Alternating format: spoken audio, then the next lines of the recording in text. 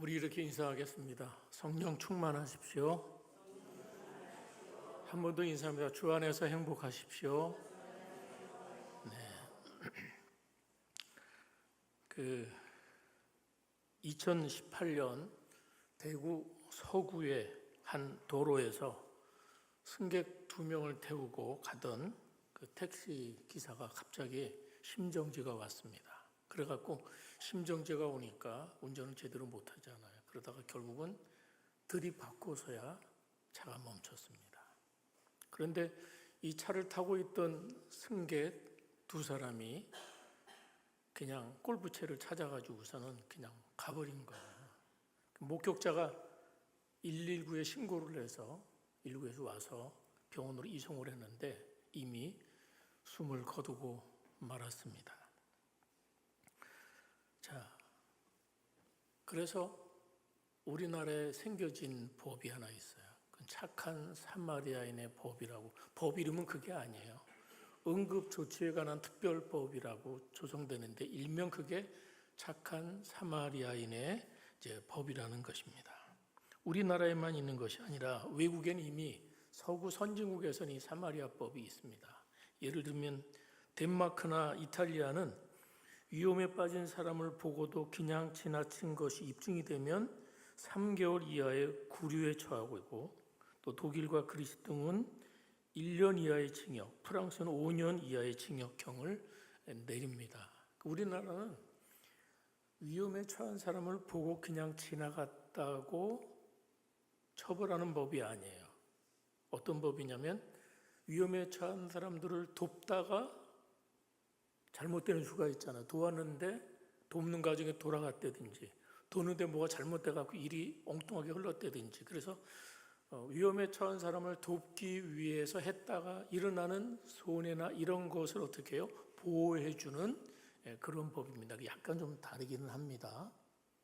근데 왜 이것을 착한 사마리아 법이라고 할까요? 오늘 우리가 읽은 본문에 나오는 사마리아인의 비유 때문이에요. 그런데 근데 이 비유를 모티브로 일명 착한 사마리아법이 이제 생겨났는데, 근데 사실 이 비유는 어려움에 처한 사람을 도와주라는 그런 말씀이 아니에요. 자, 사람들이 이 비유에 대해서 누구나 이 비유를 들으면 가서 도와주라는 거구나 이렇게 일단은 이제 생각하는데, 뭐 그게 잘못된 것은 아니죠. 그렇게 볼 수도 있지만, 근데 이 맥락에서 이 비유를 읽어야 되는 거지. 이 비유는 실화가 아니에요. 예수님이 지어낸 이야기예요. 그러니까 어떤 이해를 돕기 위해서 실제가 아니라 지어낸 얘기인데, 그러면 지어낸 얘기가 중요한 게 아니라 예수님이 하시려는 의도가 더 중요한 거죠. 그러니까 사람이 고통을 당하고 죽어가면 가서 도와줘라 이 얘기를 하시기 위해서 주님이 이 비유를 적어도 만들진 않았다는 거예요. 어떤 이유가 있어요. 자, 그래서 이제 우리가 놓치지 말아야 되는 것은 이 문맥 속에서 이 비유를 말씀하신 배경을 알아야 돼요. 그래서 이 비유를 이해하려면 오늘 읽었던 25절부터 시작을 해야 되는 것이죠. 자, 25절을 한번 읽어볼까요? 시작. 어떤 율법 교사가 일어나 예수를 시험하여 이르되 선생님, 내가 무엇을 하여야 영생을 얻으리이까? 자, 한 율법 교사가 등장했습니다. 율법 교사는요, 그 당시에 율법 전문가예요. 하나님의 말씀을 연구하고 가르치고, 그래서 적어도 율법 규정에 관한 한 모르는 것이 없는 아주 전문가라는 것이죠. 그런데 이 율법 교사가 예수님께 질문한 내용이 뭡니까? 무엇을 해야 영생을 얻을 수 있습니까? 그런데 오늘 본문에 보면 이 질문을 하기는 하는데 이 질문 속에서 뭐가 잘못되어 있죠? 뭐가 잘못되어 있어요? 질문의 의도가 잘못되어 있다는 거예요. 뭐 하기 위해서? 정말 영생을 얻고 싶어서가 아니라 예수님을 시험하기 위해서 이 질문을 던지는 거예요. 그렇지만 여러분, 어쨌든 이 질문은 굉장히 중요한 질문입니다. 여러분도 이 질문에 정직하게 대답을 하셔야 돼요. 여러분이 구원을 받으려면, 여러분이 영생을 얻으려면 여러분은 어떻게 해야 되겠습니까? 이 질문은 중요한 질문이에요. 사느냐 죽느냐의 문제이기 때문에 정말 좋은 질문이고 중요한 질문이에요. 그런데 이 사람이 무엇을 해야 영원한 천국에 들어갈 수 있느냐는 이 질문을 하는 이 율법 전문가 입장에서, 조금 전에 제가 말씀드렸죠. 이 사람은 율법에 대한 아주 상당한 식견을 가지고 전문가적인 그런 위치에 있는 사람이에요. 그러니까 이 사람이 이 질문 속에 뭐가 담겨 있냐면 예수님을 곤경에 빠뜨리기 위한 어떤 이유가 있기 때문에, 그렇다면 자신은 뭘 갖고 빠뜨리려고 하는 거겠습니까? 율법을 가지고 빠뜨리기를 원하는 거예요. 적어도 이 사람에게 나는 율법에 관한 않다고, 그리고 그 율법을 지키는 일에 관한 한 나는 부족함이 없는 사람이라는 전제가 깔려 있다는 거예요. 그러니까 예수님께 이 질문을 하면서 자신의 율법 실력을 자랑하고 싶은 거예요. 자, 그런데 이 율법 전문가가 이해하는 율법은 뭐냐면 하라 하지 말라예요. 그래서 뭘 해야 되고 안 해야 되고를 굉장히 연구하는 사람이에요. 그러니까 이걸 잘 알 뿐만 아니라 그걸 또 잘 지킨다고 자부하는 사람들, 잘 알기 때문에, 그래서 율법을 지키면 구원을 얻는다는 거예요. 율법을 잘 지키면 영생을 얻는다고 믿고 있는 사람이라는 거예요. 자, 그래서 그런 그가 볼 때 예수님이 좀 어때요? 예수님과 제자들은 안식일도 잘 안 지키잖아요. 그래서 안식일 안 지킨다고 막 비난을 막 받고 있는 그런 사람들이에요. 그것만이 아니죠. 예수님이 누구하고 어울립니까? 세리하고 어울려요. 상종 못할 사람들하고 어울려요. 죄인들하고 어울려요. 창기하고 어울려요. 그러니까 율법을 잘 지키는 이 사람의 입장에서 볼 땐 주님은 율법도 안 지켜, 안식일도 제대로 못 지켜, 이웃이 누군지도 분간을 못해. 그렇기 때문에 이 질문의 도전을 통해서 뭔가 그런 내막을 가지고 있는 거예요. 자, 그래서 예수님께서 오히려 그 속마음을 읽으셨죠. 그래서 오히려 다시 한번 되물으십니다. 26절, 율법에 무엇이라 기록되었으며 내가 어떻게 읽느냐? 너 율법의 도사니까 한번 스스로 대답해 봐라. 그 뜻입니다. 율법에 그런데 어떻게 기록되었는지를 지금 묻고 싶은 게 아니에요. 뭐예요? 중요한 질문은 뭐예요? 내가 어떻게 읽느냐, 요거예요. 율법을 지식적으로 많이 알고 암송하고 잘 아는 게 중요한 게 아니라 너는 네가 읽고 암송하는 그 율법에 대해서 너는 어떻게 읽느냐, 어떻게 읽느냐, 그런 계명들을 어떻게 이해하고 살고 있느냐 하는 그런 의도예요.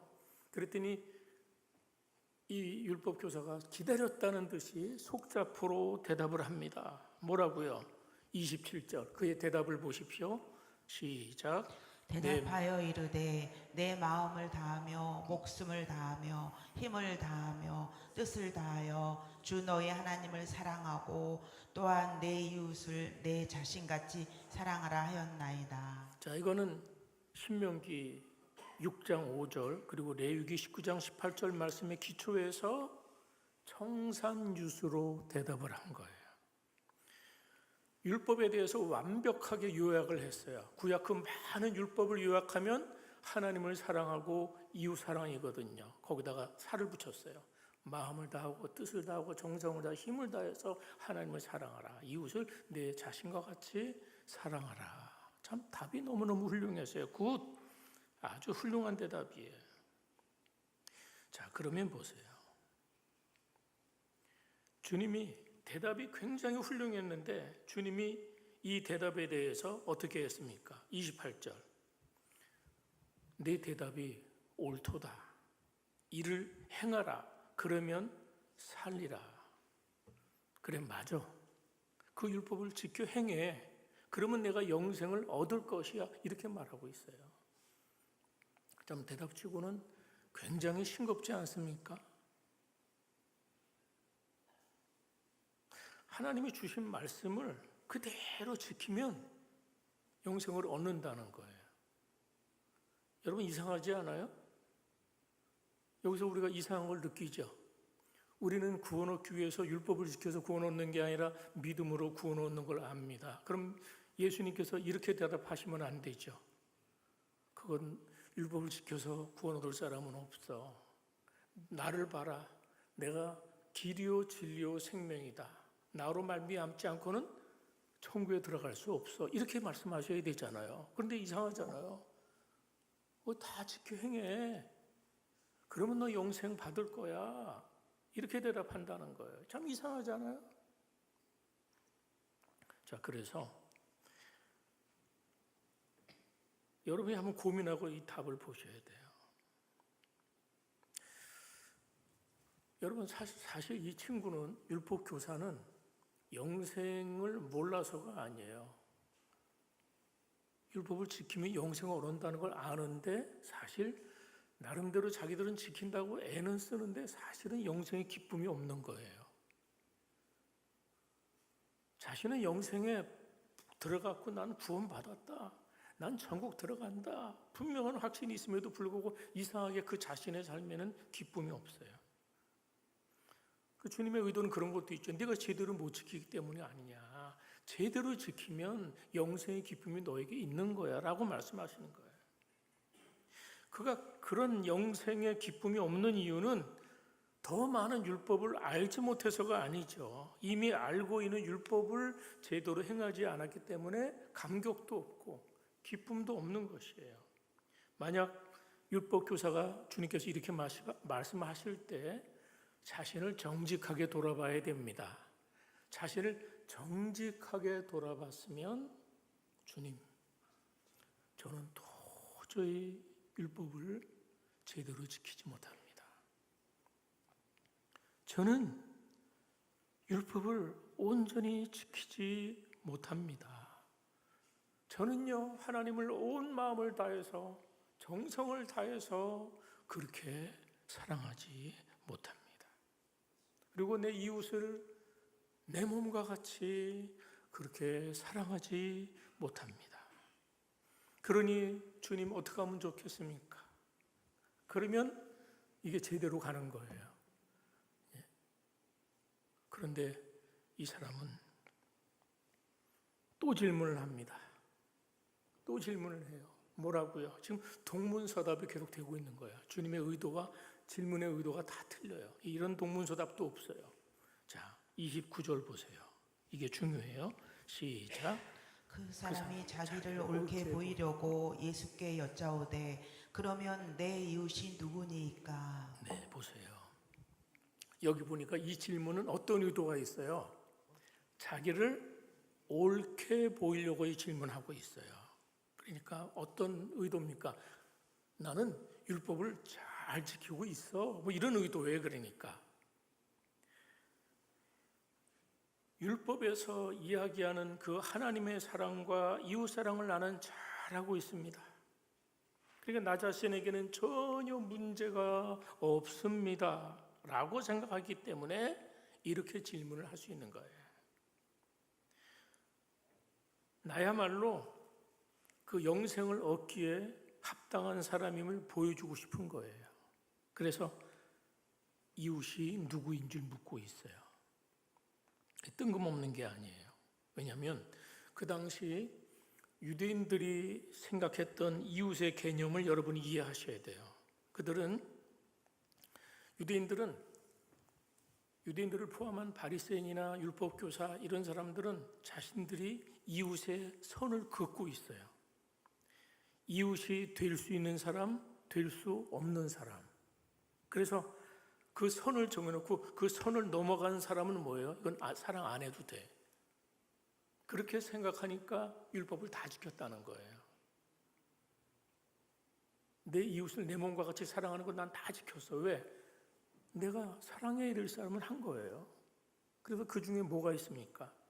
선을 딱 그어놨어요. 이 사람은 사랑해서는 안 될 사람. 이 사람은 이웃이 아니야.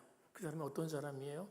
아까 얘기한 세리, 그 다음에 창녀들, 죄인들, 거기다가 뭐까지 있는 줄 아세요? 사마리아 사람들, 사마리아 사람들은 이방인이야. 그 이방인은 사랑할 이유가 없거든요. 그러니까 지금 율법을 지금 어떻게 읽은 겁니까? 주님이 질문도 율법을 어떻게 읽는 거야? 그렇게 물었잖아요. 율법을 어떻게 읽느냐? 근데 결국 율법을 잘못 읽은 거죠. 그건 자기 편한 대로 자기 식대로 읽은 거예요. 율법이 주어진 목적이 그게 아니에요. 창녀 빼고 죄인 빼고 세리 빼고 사마리아인 빼고 이런 사람을 사랑해라. 주님 말씀은 그런 의도가 아니에요. 율법은 그런 의도가 아니었어요. 그러니까 자신을 기준으로 이웃의 울타리를 만들어 놓은 거예요. 그래서 사랑할 만한 사람은 울타리 안에다 두고요. 그 울타리 안에 있는 사람은 이웃이에요. 그리고 울타리 밖에 있는 사람은 그 이웃이 아니에요. 사랑하지 않아도 되는 거예요. 결국 뭐예요? 사랑할 만한 사람만 사랑하는 거예요. 쉬워요? 안 쉬워요? 이런 율법이라면 쉽죠. 내가 사랑할 만한만 사랑하라. 이거 얼마나 쉬워요? 사랑할 만한 사람 사랑하는 거 어렵지 않잖아요. 이렇게 쉬운 방법이 어디 있겠습니까? 자, 그래서 결국은 자신에게 유리한 쪽으로 이웃이라는 개념을 바꿔버렸어요. 자, 이것이 예수님께서 그 다음 비유를 하시게 된 이유예요. 이제 이해하시겠어요? 선한 사마리아 비유는 바로 이런 이 사람의 율법에 대한 오해 때문에 그거를 바로잡아 주기 위해서 이 비유가 전해지는 겁니다. 아까 말씀드린 것처럼 이거는 실화는 아니라 그랬어요. 지어낸 이야기예요. 그런데 이 이야기는 어렵지도 않고요. 이 이야기를 읽으면 굉장히 감동이 됩니다. 굉장히 가슴이 따뜻해지는 그런 비유죠. 알고 계세요, 여러분? 이해하고 계세요? 자, 다시 한번 보겠습니다. 30절 보세요. 30절 비유의 시작입니다. 시작. 예수께서 대답하여 이르시되 어떤 사람이 예루살렘에서 여리고로 내려가다가 강도를 만나매 강도들이 그 옷을 벗기고 때려 거의 죽은 것을 버리고 갔더라. 자, 예루살렘에 살고 있는 어떤 사람이 여리고로 갑니다. 여리고로 내려간다는 표현이 있죠. 아마 여리고에 친한 친구가 있었는지 하여튼 예루살렘에서 여리고로 내려가기로 했어요. 그런데 지형적으로 성지에 가보면 예루살렘은 해수면 해발 800m 고지에 있습니다. 예루살렘이 굉장히 높은 고원지대에 있어요. 그 다음에 여리고가 가까이 있는 도시인데요. 여리고는 또 반대로 해수면보다 400m가 낮아요. 아마 세계에서 여리고가 가장 해수면 밑에 있는 도시가 여리고입니다. 그러니까 예루살렘에서 여리고를 가려면 한 1km를 가야 되는 거예요. 그 1km를 낭떠러지처럼 내려가는 거예요. 그래서 거기는 돌이 많고 비탈길이 있고 굴이 많고 그래요. 그러니까 평소에도 그 길은 강도가 많이 출몰하던 것이었다고 해요. 자, 이 사람은 친구를 만나기 위해서 그냥 빈손으로 갈 수가 없으니까 바리바리 싸들고 갔겠죠. 갈비도 제거하고 홍삼 세트도 준비하고 또 뭐 좋은 옷까지도 마련해서 강도가 아무나 습격하지 않잖아요. 뭐 가진 게 있어야 되잖아요. 그런데 마침 오늘 본문의 이야기인 것처럼 이게 웬일입니까? 갑자기 강도들이 출몰한 거예요. 그 강도들이 달려들어서 그가 가진 모든 것들을 다 빼앗았습니다. 여기 옷을 벗겼다 그러잖아요.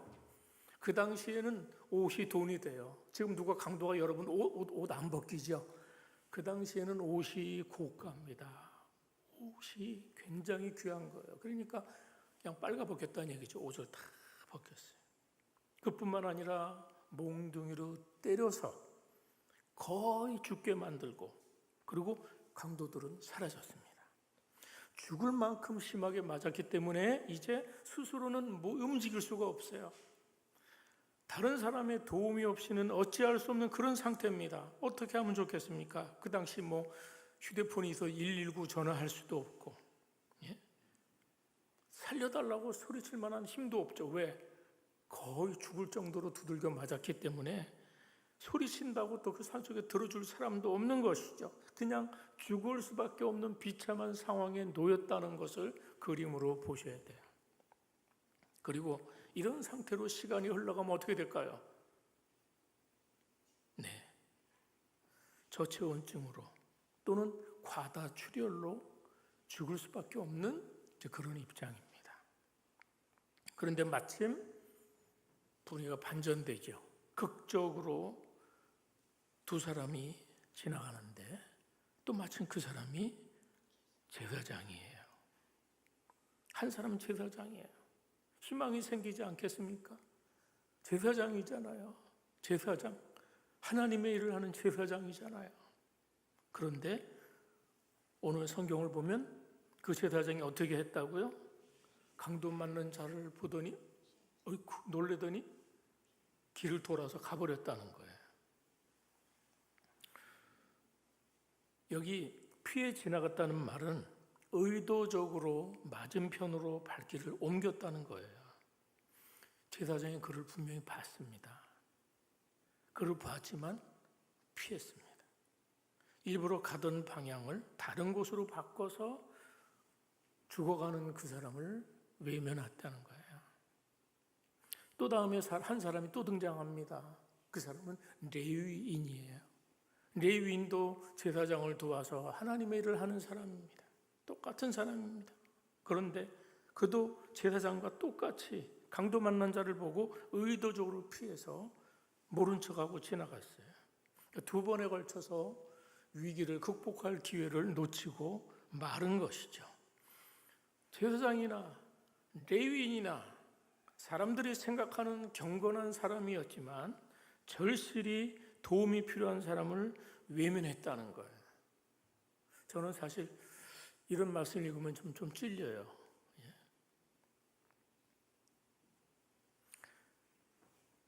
여러분이 이 현장에 있었다면 여러분은 어땠을까요? 그렇게 읽으셔야 돼요. 여러분이 바로 이런 상황이 가서 강도 만나는 사람을 봤다면 여러분은 어떻게 하시겠어요?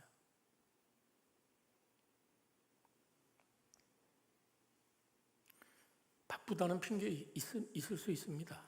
바쁘다. 아니면 아마 다른 사람이 또 올 거야. 나는 바쁘니까, 뭐 제사장이니까 나는 빨리 신방하러 가야 돼. 하고 뭐 바쁘니까 다른 사람에 넘기고 갔을 수도 있죠. 아니야. 이거는 내가 하기에는 너무 이 사람이 등치가 크고 나는 힘이 너무 없어. 이건 119가 와야 해결될 일이야. 그럴 수도 있겠죠. 예. 자, 이들은 왜 그냥 피해 지나갔을까요? 만약에 사람들이 보고 있었으면 아마 제사장이 그냥 갔을까요?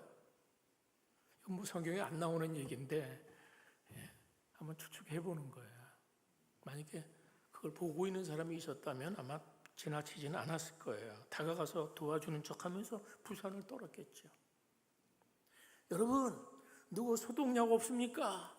예? 압박붕대 좀 챙겨오세요. 막 하면서 했을지도 모르겠어요. 예. 그런데 아무도 보는 사람이 없으니까 그냥 가버린 거예요.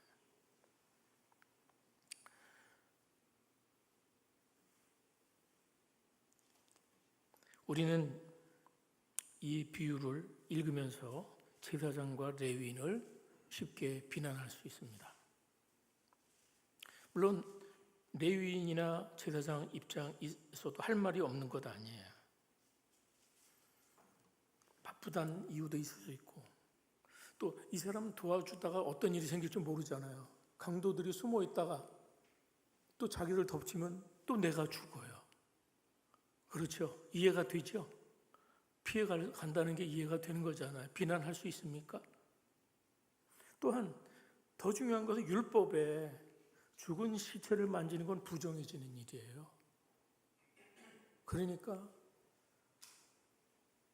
만지려는 순간에 죽어버리면 난 시체만 부정한 사람이 되는 거예요. 갈 수 있어요.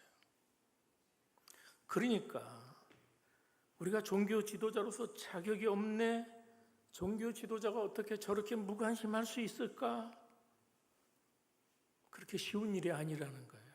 왜? 막상 내가 그 자리에 있으면 나는 어떻게 했을까요? 그런데 33절 보세요. 예기치 않은 사람이 나타나서 이 사람을 도와줍니다. 자, 33절부터 35절까지는 쭉 이어서 같이 한번 읽어보겠습니다. 시작. 어떤 사마리아 사람은 여행하는 중 거기에 이르러 그를 보고 불쌍히 여겨 가까이 가서 기름과 포도주를 그 상처에 붓고 싸매고 자기 짐승에 태워 주막으로 데리고 가서 돌보아 주니라. 그 이튿날 그가 주막 주인에게 데나리온 2를 내어주며 이르되 이 사람을 돌보아 주라. 비용이 더 들면 내가 돌아올 때 갚으리라 하였으니. 자, 누가 등장했습니까? 사마리아 사람이 등장했어요. 강도 만난 사람은 어디 사람인지는 안 나와 있지만 이 사마리아 사람을 콕 집어 얘기한 걸로 봐서 아까 지나간 사람들은 어떤 사람이에요? 그러면 당연히 유대인이고 강도 만난 사람은 그 사람도 유대인일 가능성이 높죠. 하여튼 잘 모르겠어요. 어쨌든 이 사마리아 사람이 강도를 만나 피 흘려 죽어가는 사람 보고 불쌍히 여겼어요. 지금 저 죽어가는 사람이 어디 지역 사람이지? 따지지 않았다는 거예요. 이런 때 율법에서는 뭐라고 하지? 복잡하게 생각하지 않았습니다. 일단 자신이 가지고 있는 기름과 포도주를 그 상처 부위에 부었습니다. 어떤 소독 기능을 하거나 이제 싸맸다고 하는 건 이건 이제 지혈을 위한 뭐 그런 것이었겠죠. 이렇게 일단은 응급처치를 하고 나서는 어떻게 했어요? 자기 짐승에 태워서 그 다음에 주막으로 데려갔다는 거예요. 그 다음에 주막에 가서 어떻게 했어요? 한참 동안 그를 살핀 거예요. 물수건으로 아마 피도 막 닦아주고 여기저기 그냥 상처난 부분에 약을 발라주면서 그리고 이튿날이 됐어요. 이튿날 그 길을 떠나면서 주막 주인에게 2 데나리온을 주면서 이 환자를 부탁을 했어요. 그래서 돈이 더 들면 제가 다시 와서 더 드릴 테니까 이 환자를 잘 보살펴 주십시오. 이게 사마리아 사람이 한 일이에요. 감동이 되지 않습니까?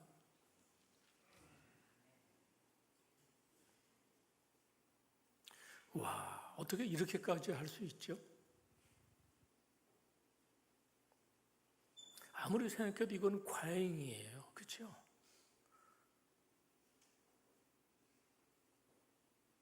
그렇잖아요. 그냥 적당히 응급처치해서 그냥 응급처치하고 그냥 말릴 정도만 해도 굉장한 일인데 가던 길을 바꾸어서 또 주막까지 끌고 힘들게 가서 또 보살펴주고 안 되니까 돈을 데나리온이 하루 임금이니까요. 이틀치 일한 거를 투자한 거야. 돈도 손해요. 시간도 손해요. 이래저래 많은 손해를 감수하고 일을 했어요. 이렇게 하기가 쉽습니까?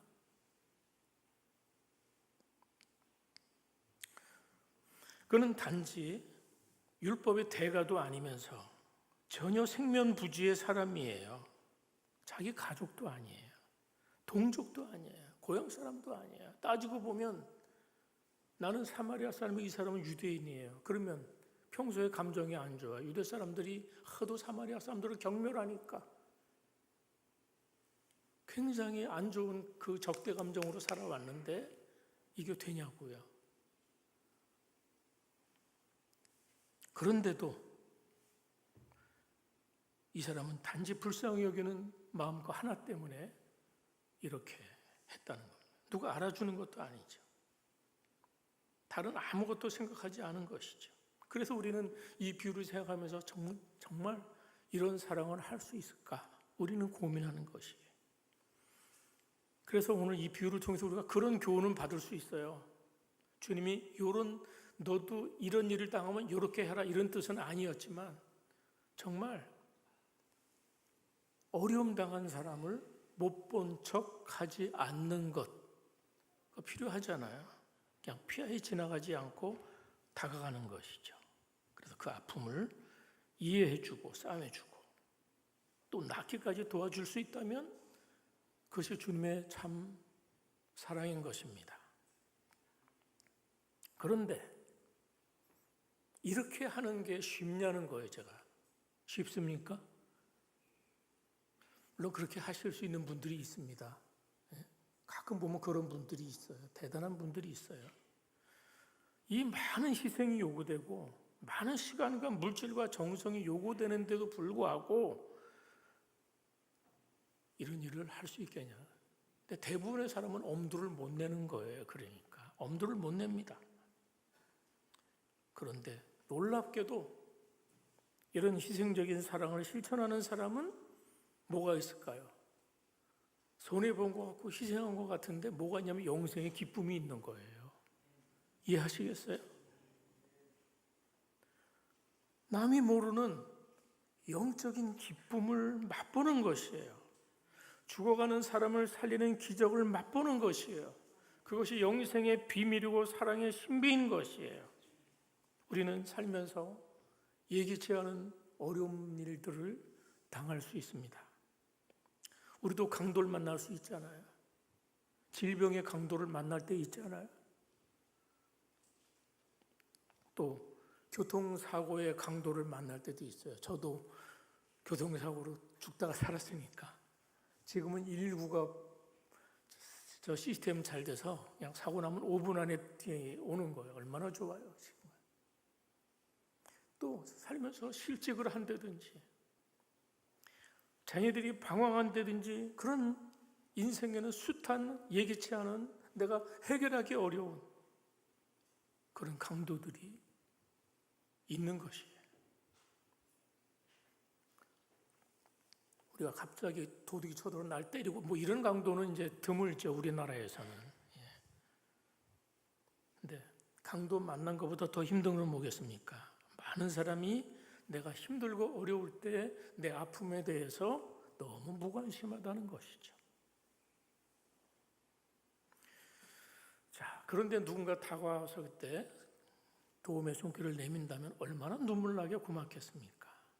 자, 충분히 오늘 이 비유는 그런 은혜가 있습니다. 그런 삶을 우리도 살아야 되는 것이죠. 그런데 예수님께서 이 비유를 마치시면서 율법교사에게 또 질문하세요.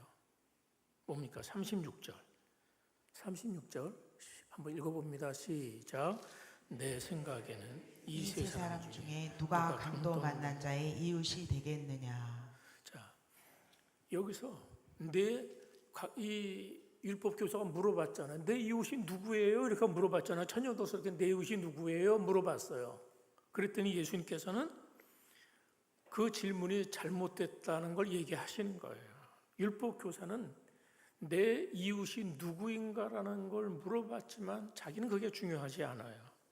정말 중요한 건 뭐예요? 여러분, 주님의 질문 한번 보세요. 이 세 사람 중에 도움이 필요한 자의 이웃이 누가 도움이 필요한 자의 이웃이 되겠느냐? 이 질문이 쉬워요? 어려워요? 쉬워요? 어려워요? 이건 초등학생도 대답하는 질문이에요. 더군다나 객관식이에요. 예? 그래서 그는 대답합니다. 37절에서 자비를 베푼 자입니다. 원래는 그보다는 이렇게 대답해야 돼요. 사마리아인입니다. 그래야 되는데 차마 사마리아라고 말하기도 싫은 거예요. 예? 그냥 자비를 베푼 자입니다. 그러니까 예수님께서 말씀하셨죠. 뭐라고요? 가서 너도 이와 같이 하라. 그러니까 지금 율법교사는 사람들을 이웃 아닌 사람으로 구분을 해요. 율법으로 제한을 시키고 그러면서 그것 가지고 자신의 의의를 내가 옳다, 나는 잘 믿는다, 나는 영생 받을 수 있다 라고 했지만 예수님께서는 지금 뭘 말씀하고 있는 거예요? 그 모든 사람이 이웃이라고 하는 율법의 원래 의미를 말씀하신 거예요. 이제 이해가 되세요? 이 비유가? 우리가 한계를 긋지 않고 율법이 말하는 거는 이런 사람이 이래서 한다고 저런 사람이 이래서 한다, 이게 아니라는 거예요. 율법의 원래 의도는 이런 이웃이 될 때 참된 이웃, 이게 율법의 본질이다 라고 말씀하고 있다는 것이에요. 그래서 그에게 다시 말씀하시죠. 너도 이같이 하라. 이렇게 할 수 있을까요? 예수께서는 이 율법 교사가 율법의 굉장히 높은 수준을 요구하셨어요. 그러니까 이건 어떤 의미가 있을까요? 율법을 행하는 것 가지고는 영생을 얻을 수 없어 요 얘기예요. 이해가 되세요, 여러분? 네가 율법을 열심히 추구하고 지킨다고 하지만 율법을 지키는 것으로는 영생을 얻을 수가 없다. 왜? 율법을 어떻게 지킵니까? 제대로 지킬 수 없죠. 그렇습니다. 그 누구도 율법을 온전히 지킬 수는 없는 것이죠. 갈라디아 3장 10절에 이런 말씀이 있어요. 갈라디아 3장 10절. 무릇 한번 같이 읽어요. 시작. 율법 행위에 속한 자들은 저주 아래 있나니 기록된 바 누구든지 율법책에 기록된 대로 이 모든 일을 항상 행하지 아니하는 자는 저주 아래 있는 자라 하였음이라. 자, 보세요. 율법에 기록된 대로 모든 일을 항상 행하지 않으면 어때요? 저주받는데요. 그래서 여러분 은혜가 필요한 겁니다. 모든 사람에게 은혜가 필요한 겁니다. 이거 누가 어떤 사람이 모든 것을 다 지킬 수 있어요? 그렇게 못하니까, 지킬 수도 없으니까 뭐가 필요해요? 하나님의 은혜가 필요한 거예요. 그래서 우리가 말씀 앞에서 또는 율법 앞에서 얘기할 수는 그거예요. 저는 지킬 수 없습니다. 다른 방법이 없습니다. 주님의 은혜가 아니면 다른 방법이 없습니다. 이게 맞는 거예요. 여러분 자신 한번 생각해 보세요. 여러분 내 자신을 누구보다 내가 잘 알잖아요. 여러분은 율법이 요구하는, 하나님의 말씀들이 요구하는 그런 것들을, 또 그런 사랑을 여러분은 온전히 지킬 수 있으세요? 지킬 수 있습니까? 여러분 하나님을 사랑하시죠?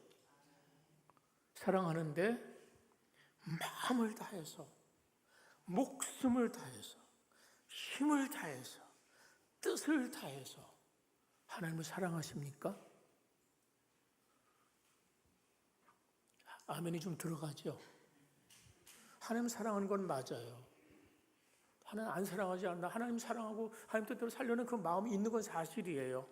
그렇지만 정말 마음을 다해서, 너 목숨을 다해서 그렇게 하나님을 사랑하니? 이 말에 자신에게 대답할 사람 누구 있습니까? 물론 그렇게 할 때도 있죠. 항상 안 된다는 건 아니에요. 이웃 사랑하는 건 여러분 어떻습니까? 네 이웃을 네 자신과 같이 사랑하라. 여러분 그렇게 사랑하십니까?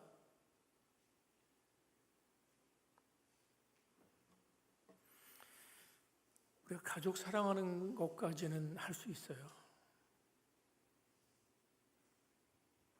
그런데 사실 가족도 사랑하기가 사실 힘들어요. 맞습니까? 내 배우자를 내 자신처럼 사랑하기도 힘들어요, 사실.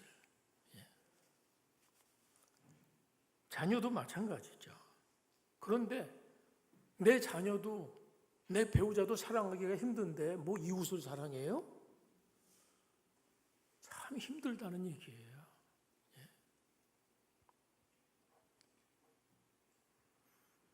무슨 얘기입니까? 우리는 안 됩니다.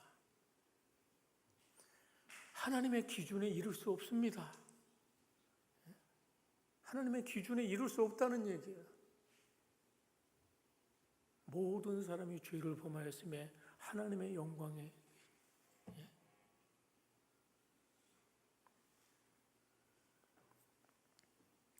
그래서 만약에 우리가 구원받는 것이 영생이 나의 어떤 노력으로 나의 행함으로 된다면 우리 영생 얻을 수 있을까요? 불가능합니다. 불가능해요. 절대 얻을 수가 없는 것이죠. 하지만 하나님은 그것을 그리스도를 통해서 하셨습니다. 하나님은 우리를 불쌍히 여기셨거든요. 마치 강도를 만나서 스스로는 어떻게 해볼 수 없는, 죽을 수밖에 없는 강도 만난 인생 같았던 우리를, 누군가의 도움 없이는 죽을 수밖에 없는 우리를 하나님은 불쌍히 여겨주셨습니다. 그리고 우리를 살리기 위해서 자신을 내어주신 것이죠. 그래서 우리가 행한 것하고 상관없이 순전히 하나님의 은혜로 말미암아 영생을 얻었습니다. 왜? 그리스도께서 우리를 위해서 속죄하셨기 때문에. 우리의 공로가 아니죠. 우리의 행함이 아니라 그것은 오직 하나님의 은혜입니다. 그리고 그 은혜가 이제 우리를 바꾸기 시작하는 거예요. 그 사랑이 우리를 변화하기 시작하는 거예요. 그리고 우리에게 주어진 그 생명이 우리를 새롭게 하는 줄 믿습니다. 이렇게 해서 율법 교사와 예수님의 만남은 끝이 나요. 율법 교사가 그 후에 어떻게 했을까요? 나오진 않지요.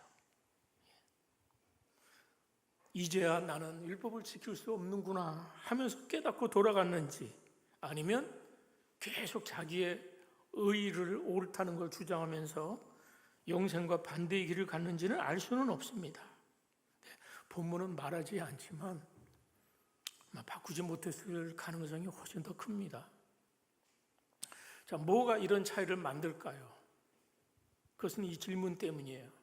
네가 어떻게 읽느냐? 한번 따라서 네가 어떻게 읽느냐? 이 율법교사는 자기가 읽은 대로, 그가 이해한 대로, 그가 믿는 대로 살았어요. 자기식대로.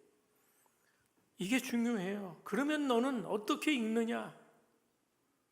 율법이 규정해둔 숱하는 이웃에 대한 많은 규정들이 있었는데 그거 너 알고 있지. 그런데 너는 그걸 어떻게 읽느냐라고 묻는 거예요. 여러분, 예수님께서 오늘 말씀하신 이 선한 사마리아 사람은 결국은 예수님 자신을 말씀하고 있습니다.